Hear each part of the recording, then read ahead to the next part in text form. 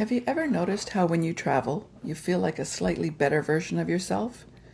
And then you come home and wonder how to hold on to that feeling. I've just returned from a week away with my husband. We took a short trip to the beautiful island of Barbados. It wasn't our first time there. We were on this same island 35 years ago. And after such a brutal winter here in Toronto, it felt like the right moment to go back.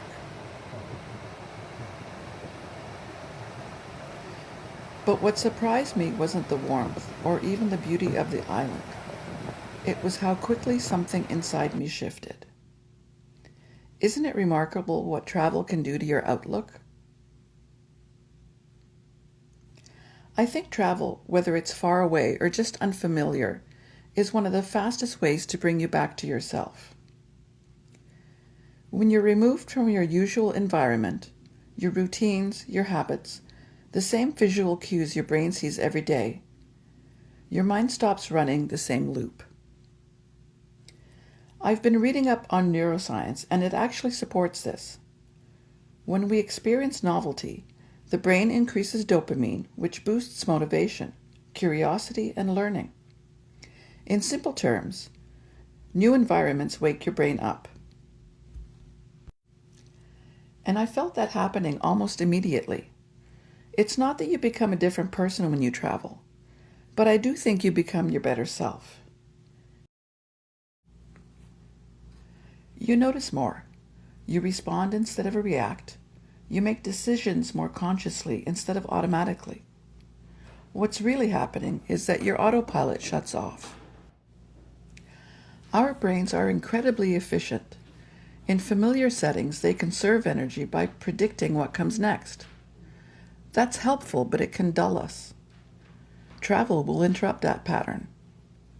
Suddenly, there are new sounds, new scents, new colors, new rhythms. Your senses are engaged again.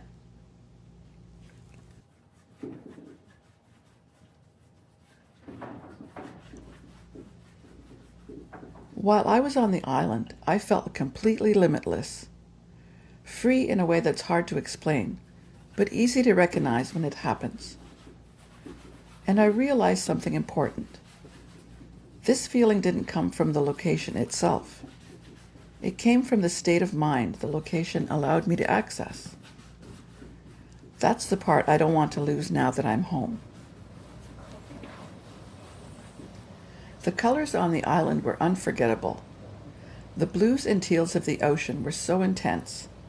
In my head, I kept matching them to acrylic paint colors. Teal, cobalt teal, phthalo turquoise, and manganese blue.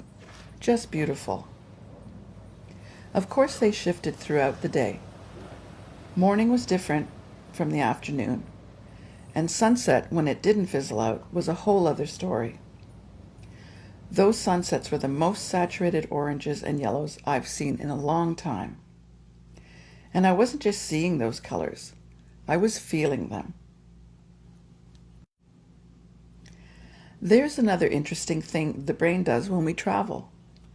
Studies show that stepping outside routine increases cognitive flexibility, our ability to think differently, see new connections, and imagine new possibilities. That's creativity.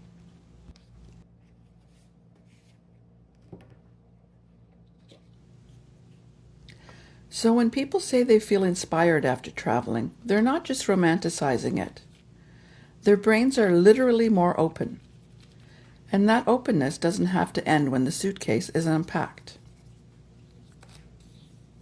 Now that I'm back in my studio, I'm noticing how recharged I feel, and I'm so inspired.